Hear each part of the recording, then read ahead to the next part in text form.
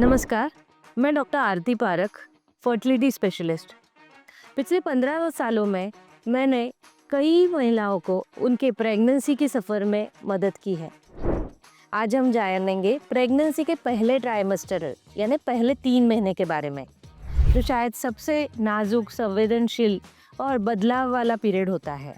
इसमें क्या बदलाव होते हैं, कौन से बातों का विशेष ध्यान रखना चाहिए, ये सब के बारे में हम बात करेंगे ये वीडियो के माध्यम से।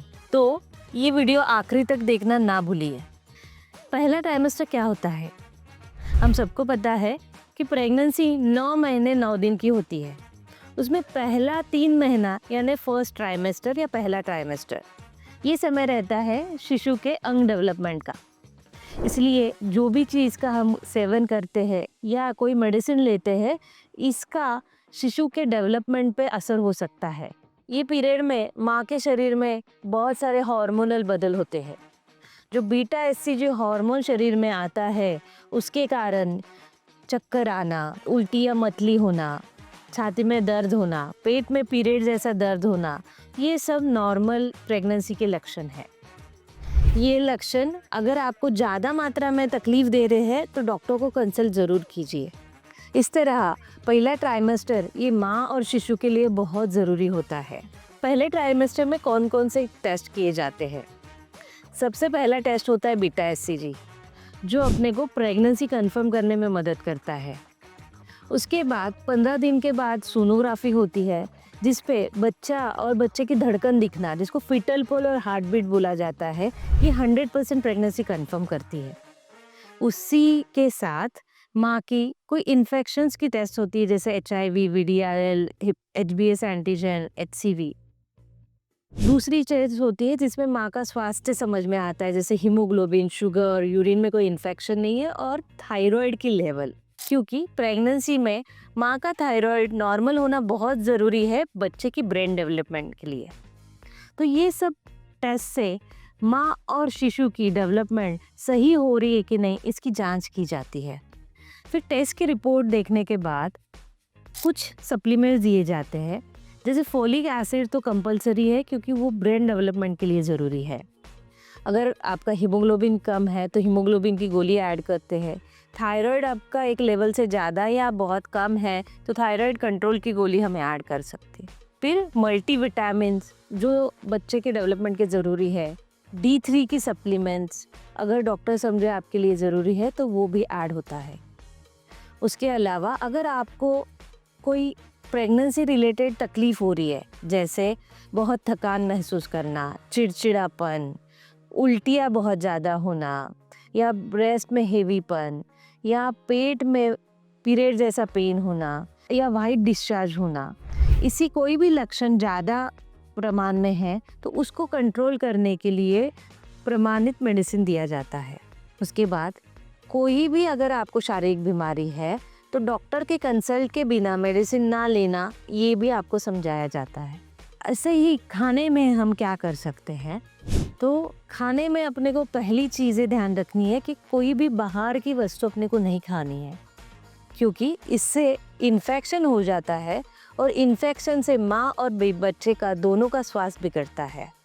तो खाने के लिए पहला परहेज़ है बाहर की चीज़ न खाना। दूसरा, बहुत packet food, salty food, fried food, sweets, ये नहीं खाना चाहिए। तो क्या खाना चाहिए ये जानते हैं।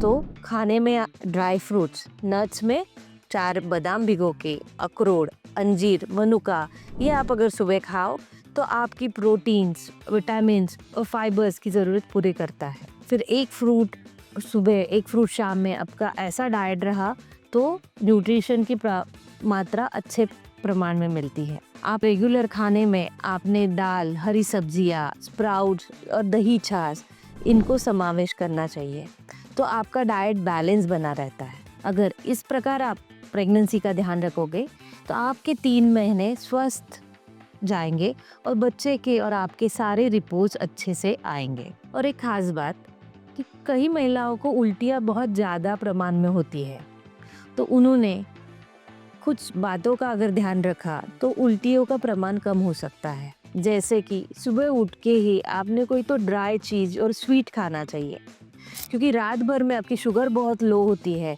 और उसके कारण उल्टियाँ ज़्यादा बढ़ती है। तो 2-2 घंटे में शुगर वाली चीज़ें जैसे घर पे बनाई हुई आप चिक्की, खजूर, ड्राई फ्रूट्स अगर आप लेते रहोगे तो आपकी उल्टियाँ प्रमाणित हो जाएगी। दूसरा, अगर नींबू शरबत, उल्टियों से क्या होता है कि पानी कम हो जाता है शरीर का। अगर आप नींबू शरबत, ओआरएस पाउडर, ग्लूकोन डी ऐसी चीज़ें आप ले सके तो उसमें आपका पानी की मात्रा सही रहेगी और आपको थकान नहीं आएगी। क्योंकि उल्टियाँ अगर ज़्यादा प्रमाण में हुई और पानी कम हुआ तो सलाइन लगाने की भी ज़रूरत पड़ सकती है। तो ये चीज़ों का ध्यान रखोगे और डॉक्टर के द्वारा प्रिस्क्राइब की हुई मेडिसिन आप लोगे तो ये आप कंट्रोल कर पाओगे, क्योंकि उल्टियाँ होना ये प्रेगनेंसी का लक्षण है। प्रेगनेंसी के हार्मोन के कारण वो हो रहा है, इसलिए उसको हमने एक्सेप्ट करना चाहिए और उसके लिए अपने फूड में, अपने रूटीन में बदल करके उसको कंट्रोल करना चाहिए। अब बात करते हैं कि प्रेगनेंसी में पूछे जाने वाले कॉमन सवालों के बारे में। सबसे पहला होता है कि मैं काम कर सकती हूँ क्या? अगर आप हाउसवाइफ है तो आप घर का काम कर सकती है। आपको बेड रेस्ट की कोई ज़रूरत नहीं है। अगर आपकी रिपोर्ट सही है तो बेड रेस्ट ज़रूरी नहीं है, आप अपने रूटीन के हल्के काम कर सकते हो।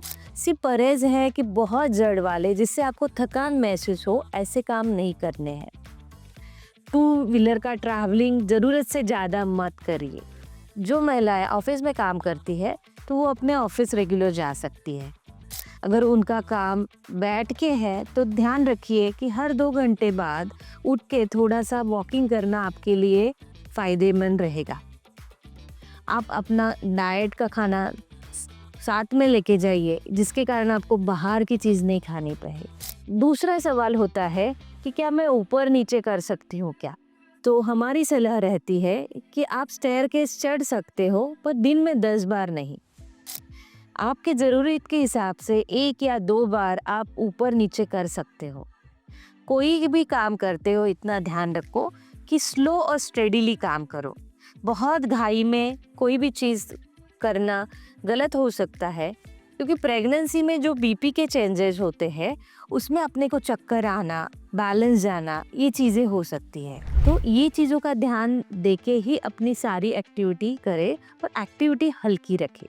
तीसरा सवाल होता है कि मैं मेरा जिम का, जुम्बा का रूटीन कंटिन्यू कर सकती हूँ क्या? प्रेगनेंसी के पहले 3 महीने में वॉकिंग करना सबसे बेस्ट रहता है। कोई भी हेवी वजन उठाना, कोई भी एक्सरसाइज जिसमें पेट की मूवमेंट इन्वॉल्व हो, वो प्रेगनेंसी के लिए धोखादायक हो सकती है। इसलिए आप एक्सरसाइज के तौर पे ओनली वॉकिंग करो, वो भी ब्रिस्क वॉक ना करते हुए जेंटल वॉक करो, जिसका आपका ब्लड सर्कुलेशन, डाइजेशन अच्छा रहेगा। अब जानते हैं प्रेगनेंसी में कुछ ज़रूरी बातें जिसका ध्यान रखना ज़रूरी है।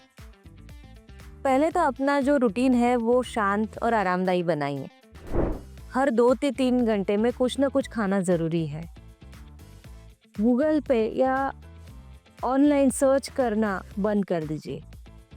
उसके कारण आपका भावनिक जो चेंजेस होता है उसका असर बच्चे पे बढ़ता है। उसके बजाय अच्छी किताबें पढ़ना, अच्छे चीज़ों को सुनना, ये ज़्यादा फायदेमंद रहता है, जिसे हम गर्भ संस्कार भी कहते हैं। उसी तरह कोई हल्का सा सुबह या शाम में वॉक करना आपके मन को प्रसन्न रखता है और आपके डाइजेशन को अच्छा रखता है। तो ये थी कुछ ज़रूरी बातें जो मैं मेरे हर पेशेंट को बताती हूँ, और मेरे अनुभव में जो इसको फॉलो करता है उनके 3 महीने बहुत आनंददायी और अच्छे से बीतते हैं। अगर आपका फर्स्ट ट्राइमेस्टर चल रहा है तो रेगुलरली कंसल्ट करते रहिए, खुद का ध्यान रखिए, ये वीडियो को लाइक कीजिए और उन महिलाओं के साथ शेयर कीजिए जिनका पहला ट्राइमेस्टर चल रहा है। धन्यवाद।